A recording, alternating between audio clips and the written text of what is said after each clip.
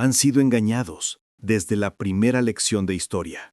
La escala de esta mentira es tan colosal que a la mente común le es sencillamente imposible aceptarla. Nos contaron que el siglo XIX fue una época llena del olor a polvo de carbón, del silbido de las máquinas de vapor y marcada por los primeros pasos, torpes pero orgullosos, de la humanidad hacia el mundo industrial. Nos pintaron imágenes de obreros mugrientos que con las herramientas más primitivas creaban a mano obras maestras de la ingeniería. Obras maestras que, incluso hoy, con escáneres láser, modelado computarizado y las grúas más potentes, sería increíblemente difícil, largo y costoso replicar. Pero deténganse un momento y miren las fotografías de aquella época. ¿Qué ven ustedes realmente en esas imágenes? No son solo locomotoras. Son grandiosos puentes en arco que cruzan ríos con una precisión que exige los cálculos más complejos. Son gigantescas estaciones de tren con bóvedas intrincadas, como telarañas, que parecen ingrávidas. Son edificios de estructura esquelética donde el hierro y el arrabio juegan un papel estructural clave y no solo sirven como elementos de soporte. Ahora, háganse la pregunta clave, la más punzante. ¿De dónde salió tanto metal? Y no solo metal, sino material de alta calidad, procesado y estandarizado. En aquella época, según la versión oficial, el principal medio de transporte era el carruaje tirado por caballos. Y de la estandarización global ni se había oído hablar. La industria que nos describen consiste en fábricas rudimentarias, lentas e ineficientes. Para fundir las miles de toneladas de arrabio que vemos en una sola fachada de una estación, se hubieran requerido millones de toneladas de carbón vegetal o coque. ¿Se imaginan la cantidad de madera que habría sido necesario talar para esto? Toda Europa debería haberse convertido en una llanura desnuda y pelada. Pero no fue así. El balance energético y de materias primas sencillamente no cuadra de ninguna manera. Los historiadores, con una imperturbabilidad pulida por años, afirman: todo esto fue diseñado en papel a la luz de las velas, y luego fundido y ensamblado a mano. Pero las leyes de la física, la química y la logística comienzan a desmoronarse ante tales afirmaciones. La mayor inconsistencia radica en el tema de la precisión. Estamos hablando de miles de vigas, uniones y piezas que fueron producidas supuestamente en diferentes talleres, quizás por diferentes trabajadores en máquinas distintas y no estandarizadas. Sin embargo, encajaron milímetro a milímetro, sin modelado por computadora, sin máquina CNC, sin el equipo de medición disponible hoy en día. Esto raya en el absurdo estadístico. El porcentaje de fallas debería haber sido catastrófico y los plazos de construcción deberían haberse extendido por décadas. Pero esto no sucedió. Para comprender completamente la magnitud del engaño, debemos examinar las dos coronas de este absurdo tecnológico: el Palacio de Cristal en Londres y la Torre Eiffel en París. Estas dos estructuras serán nuestras guías en esta investigación, ya que encapsulan todas las imposibles paradojas tecnológicas del siglo XIX. Comenzamos con el Palacio. No es solo un edificio, es una falsificación arquitectónica de 1851, erigida en un periodo de tiempo inconcebible e increíble. Recuerden esta regla: cuando la historia oficial no puede explicar cómo se hizo algo, siempre comienza a contar quién lo hizo, enfatizando la genialidad de una sola persona. Y aquí aparece la figura del jardinero, Joseph Paxton. Un hombre que pasó toda su vida construyendo invernaderos, de repente, como por arte de magia, crea el diseño de ingeniería para una estructura de 90,000 metros cuadrados. ¿Los plazos? Solo unos meses. 4,500 toneladas de rabio de alta calidad. Decenas de miles de secciones de vidrio. Muéstrenme las cadenas logísticas. Muéstrenme las minas y los hornos de fundición que operarían con tal productividad. Y lo más importante, muéstrenme a los miles de carruajes de tiro que debieron paralizar Londres para entregar esas vigas de varias toneladas. No hay ninguna mención de ellos en los periódicos de la época. Esta es la primera y más obvia pista de un colapso logístico, que nos lleva a una conclusión impactante. Estos edificios no fueron construidos desde cero. Lo más probable es que hayan sido montados o reasemblados a partir de componentes ya listos, restos de una civilización anterior y más avanzada. Pero, ¿por qué fue necesario ocultarlos? Y por qué uno de los símbolos más grandiosos de la época, el Palacio de Cristal, se quemó por completo hasta los cimientos en 1936, en un incendio que al parecer requería la temperatura de un horno industrial. Esto no es una conclusión, es solo el comienzo de una reacción en cadena de preguntas que nos lleva inevitablemente a la Torre Eiffel y a descubrimientos aún más sombríos. La plantación de preguntas sembrada por el Palacio de Cristal exige una cosecha inmediata. Terminamos con lo rápido que fue construido, pero adentrámonos en ese rápido de verdad. Estamos hablando de un edificio con un área de más de 90.000 metros cuadrados, como una enorme ciudad de vidrio bajo un mismo techo, erigido en solo unos meses. La historia oficial intenta suavizar este hecho, poniendo toda la responsabilidad y la gloria sobre los hombres de un hombre, Joseph Paxton. Lo llaman arquitecto, pero su experiencia real, él era en esencia un jardinero principal. Un hombre brillantemente hábil para construir invernaderos, se convierte de repente en el autor de un proyecto que requería cálculos de resistencia estructural, expansión térmica y carga de viento a un nivel inaccesible para los ingenieros de la época. Esto es como pedirle a un carpintero que construya un portaaviones moderno. La discrepancia entre la magnitud de la tarea y la calificación del ejecutor no es una historia inspiradora sobre un genio autodidacta. Es la primera señal de que el proyecto no fue creado, sino adaptado o ensamblado a partir de planos preexistentes. Pero incluso si concedemos su genialidad, ¿de dónde sacó 4.500 toneladas de arrabio de alta calidad? Piensen en ese número. 4.500 toneladas de metal puro y procesado. Esos son toneladas de mineral que debieron extraerse de la tierra, y decenas de miles de toneladas de carbón que se requirió quemar en los hornos. Ahora miren las estadísticas.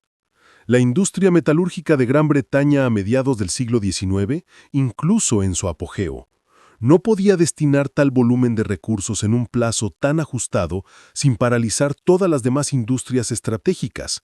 Si todas las fábricas británicas hubieran cambiado repentinamente a satisfacer solo las necesidades del Palacio de Cristal, la construcción de barcos, puentes y locomotoras en el país debería haberse detenido.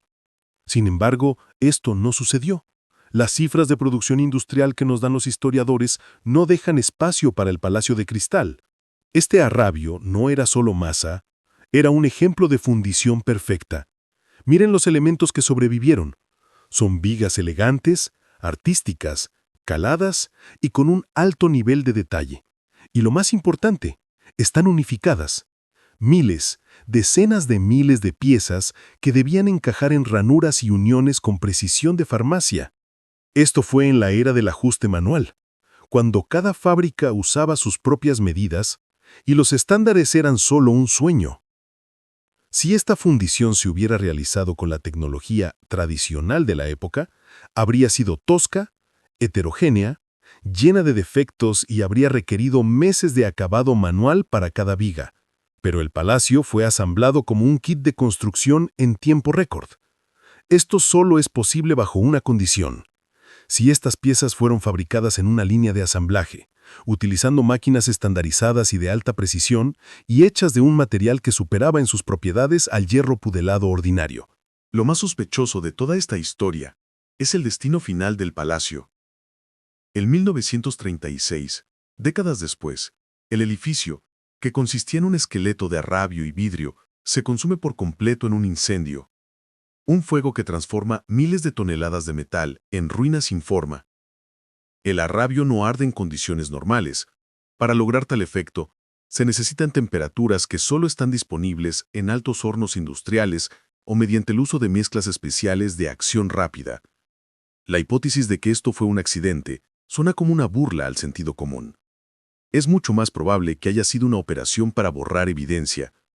El palacio, al igual que otros grandiosos pabellones de las exposiciones universales, no era solo una hermosa decoración, sino una prueba que guardaba demasiados secretos tecnológicos de una civilización anterior. Ocultar la evidencia y convencernos de que vivimos en la época del vapor torpe Ese es el verdadero significado de este incendio repentino y que lo consume todo. Pero si el Palacio de Cristal fue solo la primera llamada de atención, nuestro siguiente objeto, la Torre Eiffel, es ya una campana de alarma ensordecedora que no se puede ignorar. Si el palacio fue ensamblado a partir de componentes listos y elegantes, la torre, con sus 7.300 toneladas de hierro pudelado, demuestra el absurdo de la logística y el montaje a un nivel completamente diferente y extremo. Si pensábamos que la precisión de fundición del Palacio de Cristal era imposible, ¿cómo explicar la precisión fenomenal de 18.038 piezas y 2,5 millones de remaches de la Torre Eiffel? Nuestra investigación continúa, y cada remache guarda su propio secreto, igualmente escalofriante. Dejamos el Palacio de Cristal en nubes de ceniza sospechosa, pero su sucesora tecnológica, la Torre Eiffel, se alza sobre París como un signo de interrogación de 7.300 toneladas masivamente reforzado. Si el palacio impresionó con la velocidad de su ensamblaje de arrabio, la torre asombra con la precisión absoluta y el uso del llamado hierro pudelado. ¿Qué es este material? El pudelado es el proceso de obtener hierro relativamente puro a partir de arrabio a través del trabajo infernal de revolver manualmente el metal fundido. Este es un método increíblemente ineficiente, que es físicamente incapaz de garantizar la homogeneidad del material. Cada elemento producido de esta manera debería tener tensiones internas, inclusiones de escoria y resistencia variable. De este material, según la versión oficial, hay 7.300 toneladas en la torre y sigue en pie hasta el día de hoy, resistiendo el viento, las fluctuaciones de temperatura y millones de visitantes. ¿Esto es un milagro o una mentira sobre el origen de ese hierro? Parece mucho más lógico que la torre esté hecha de acero de alta calidad, ya preparado, que para satisfacer las necesidades de la leyenda fue etiquetado como hierro pudelado del siglo XIX. Pero lo más increíble es su ensamblaje. Recordemos las cifras que suenan como una sentencia a la versión oficial. 18.038 piezas metálicas y 2,5 millones de remaches. Imaginen esto. Cada una de estas piezas debe tener agujeros pretaladrados para los remaches, perforados de antemano en el suelo antes de la elevación. Esto no solo es 2 millones de agujeros, son 2 millones de pares de agujeros que deben coincidir con un margen de error que no exceda las décimas de milímetro para que se pueda insertar un remache incandescente en ellos. Y todo esto sin modelado por computadora, sin modernas máquinas de control numérico, CNC, sin sistemas de medición láser y ópticos. Si los trabajadores del siglo XIX hubieran perforado estos agujeros manualmente o con prensas primitivas, la tasa de defectos, es decir, el desajuste de los agujeros, debería haber alcanzado niveles críticos. Esto habría llevado a la necesidad de ajuste manual de cada segunda pieza, lo que haría que el tiempo de construcción declarado, 2 años y 2 meses, fuera absolutamente irreal. La única explicación para tal precisión fenomenal es que las piezas no fueron fabricadas en el siglo XIX, sino en equipos que eran capaces de producir elementos unificados e intercambiables a escala industrial y con alta precisión. Incluso las fotografías de la construcción en sí plantean muchas preguntas. Con un trabajo tan laborioso e increíblemente complejo que requiere miles de trabajadores calificados, en las tomas vemos una cantidad sospechosamente pequeña de personas. El sitio de construcción no parece una olla a presión de trabajo manual. En cambio, a menudo se pueden ver bloques gigantes ya terminados que se levantan e instalan como piezas de un enorme kit de construcción. Este sitio parece demasiado estéril, demasiado organizado para lo que se describe como la época del vapor torpe. Esto no es construcción. Parece el montaje de fragmentos recuperados. Desde un punto de vista económico, la torre también es un absurdo. 7.300 toneladas de un recurso estratégico, hierro, que podría haberse utilizado para construir una flota o miles de kilómetros de vías férreas, se gastaron en una torre inútil, una estructura temporal para una exposición universal. ¿Por qué un derroche de recursos tan colosal y estratégico? Si solo era una decoración, ¿por qué se le dio un margen de seguridad y durabilidad tan increíble? La respuesta radica en funciones que no tienen nada que ver con un monumento arquitectónico, pero de eso hablaremos más adelante. Ahora ampliemos nuestra investigación más allá de estos dos gigantes. Las pruebas acumuladas, precisión increíble, productividad metalúrgica inexplicable, fallas logísticas e incendios sospechosos apuntan a un panorama global. Nos espera la parte más aterradora de la investigación, la paradoja demográfica del siglo XIX. La escasez de recursos humanos y el balance energético que no cuadra ni en carbón ni en madera. Esto nos lleva a la idea de que toda la industria del siglo XIX pudo haber sido solo una cortina de humo, encubriendo el hecho de que las fábricas no eran talleres de producción, sino almacenes de productos terminados heredados de una civilización anterior y desaparecida. Dejando atrás la precisión perfecta de la Torre Eiffel, nos vemos obligados a cuestionar la existencia misma de la sociedad que supuestamente la construyó. Las pruebas que hemos acumulado, la velocidad absurda de la construcción, la calidad imposible del metal y la ausencia de rastros logísticos elevan nuestra investigación a un nivel global. Nos enfrentamos a una paradoja demográfica. Miren de cerca las fotografías de las ciudades de mediados y finales del siglo XIX. Parecen espantosamente vacías. Grandiosos bulevares, edificios majestuosos, pero ¿dónde están los millones de habitantes? ¿Dónde están los flujos densos de peatones y carruajes característicos de cualquier ciudad grande?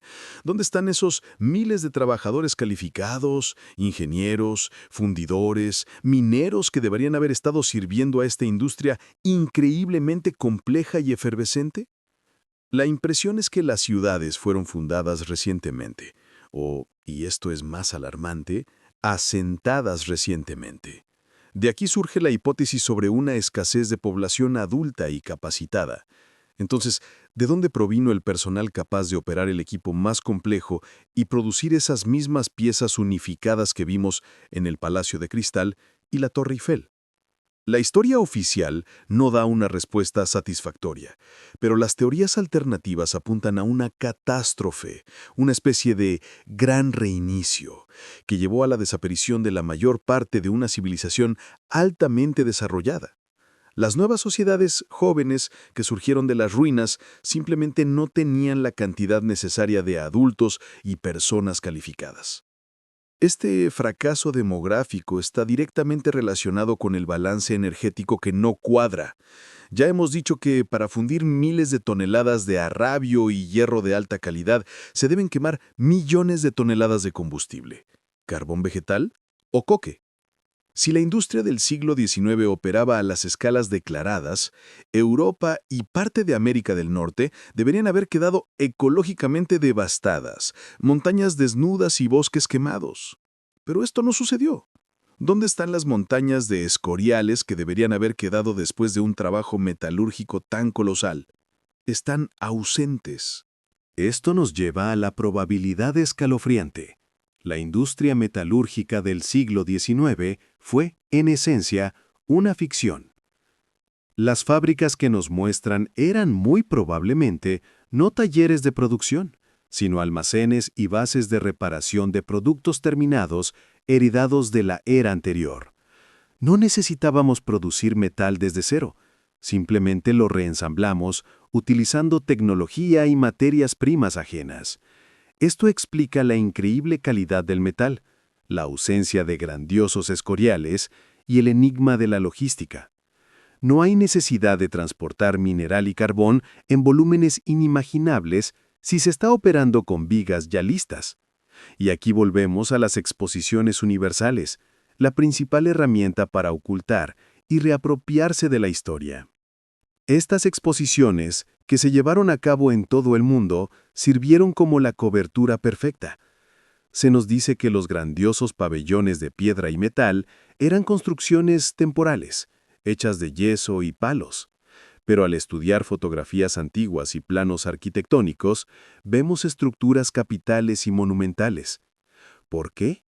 Porque estas exposiciones no fueron solo muestras de logros, sino operaciones de encubrimiento para la destrucción metódica o la reconstrucción de ciudades antiguas que sobrevivieron, pero no encajaban en la nueva ideología. La construcción del Palacio de Cristal y la Torre Eiffel es, quizás, solo una imitación, una maniobra de distracción. El trabajo real consistió en encontrar los edificios de alta tecnología sobrevivientes de la civilización anterior, desmantelarlos, cambiarles el nombre y destruir aquellos que contradecían demasiado claramente el nuevo mito de la época del carbón. Es por eso que tantos pabellones grandiosos ardieron o fueron demolidos inmediatamente después de que terminaron las exposiciones. La destrucción de evidencia bajo el pretexto de la inoportunidad económica. Pero, ¿para qué fue todo esto? ¿Por qué gastar tanto esfuerzo en ocultar el pasado? En escenificar el atraso técnico, en el mito de los héroes de hierro. La razón radica en el propósito mismo de estas gigantescas estructuras metálicas que erróneamente llamamos monumentos. No eran símbolos de orgullo, eran parte de un sistema global ahora desconectado. Hemos descubierto que el siglo XIX es una época de falsedad. El metal no se producía en tales volúmenes. La población era insuficiente y las obras maestras arquitectónicas se construían con una precisión imposible. Ahora, para comprender el motivo del ocultamiento, debemos cambiar nuestra visión de los propios objetos. La Torre Eiffel y el Palacio de Cristal no son solo monumentos. La primera y más obvia prueba que apunta a una catástrofe global está oculta justo bajo nuestros pies. En muchos edificios antiguos y majestuosos de todo el mundo, en San Petersburgo, París, Nueva York, se descubre un hecho incómodo sobre la profundidad de los cimientos. Pisos completos, con hermosas bóvedas, ventanas e incluso puertas, resultan estar profundamente bajo tierra. Los historiadores insisten en que esto es una capa cultural acumulada a lo largo de los siglos. Pero, ¿una capa cultural crece en capas horizontales, perfectamente uniformes? En realidad, estas son las huellas de un deslizamiento catastrófico de lodo o escombros que cubrió ciudades, literalmente enterrando niveles inferiores enteros. Nuestra sociedad joven simplemente excavó lo que pudo y lo declaró suyo, apropiándose de los edificios de la era anterior. Esto explica por qué muchas construcciones del siglo XIX se ven tan majestuosas, pero son funcionalmente inadecuadas para las necesidades de la época del vapor. Esto nos lleva a la verdadera función de los gigantes metálicos. La Torre Eiffel no es un símbolo de París, es un generador desconectado. El pináculo de la torre no es solo un adorno, es un pararrayos o antena clásico, diseñado para trabajar con la electricidad atmosférica, o como se le llamaba antes, el éter. La torre, con su colosal masa y estructura compleja y conductora, era parte de una red global capaz de extraer y distribuir energía gratuita y limpia.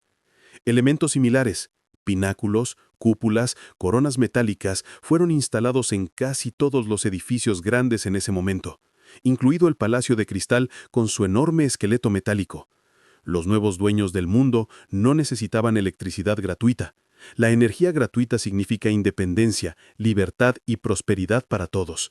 Su objetivo era exactamente el opuesto: control y servidumbre mediante la introducción de energía pagada. El carbón, el petróleo, el gas, no son solo recursos, son herramientas de control. La destrucción de la red etérica global fue el mayor acto de sabotaje de la historia. La demolición de los pabellones de las exposiciones universales, los incendios sospechosos del Palacio de Cristal y los grandes incendios en las principales ciudades entre 1812 y 1850 no son accidentes. Esto fue la destrucción de evidencia y la transferencia metódica de la humanidad a un callejón sin salida tecnológico. Recuerden a Nikola Tesla. Sus ideas sobre la energía inalámbrica y gratuita fueron ridiculizadas. Sus proyectos fueron cerrados y su documentación fue incautada. Fue el último en intentar restaurar la tecnología perdida, y su intento fue severamente reprimido. Y finalmente, el secreto más sombrío relacionado con la paradoja demográfica: la restauración artificial de la población. Como ya establecimos, después de la catástrofe global, simplemente había escasez de población adulta y capacitada. Es aquí donde encajan en el panorama los trenes de huérfanos que circulaban por los Estados Unidos distribuyendo cientos de miles de niños de origen desconocido. Y las menciones de extraños pabellones para bebés en esas mismas exposiciones universales. Esta es una hipótesis sombría, pero lógica. Se inició un programa de asentamiento en las ruinas de la civilización para crear una nueva sociedad dócil. Nosotros, la gente de hoy, somos una civilización cargo. Vivimos en casas magníficas, pero no sabemos quién las construyó. Caminamos por puentes sin saber el principio de su funcionamiento. Veneramos la Torre Eiffel y otros esqueletos de hierro, considerándolos monumentos arquitectónicos, cuando en realidad son generadores de vida desconectados, lápidas sobre nuestra memoria perdida y nuestra libertad robada. Y hasta que no reconozcamos esta mentira, seguiremos siendo solo inquilinos en un escenario ajeno, obligados a pagar por la energía que debería sernos dada gratuitamente. La historia vive cuando se cuenta. Suscríbanse. Lo que viene ahora, probablemente nunca lo han oído antes.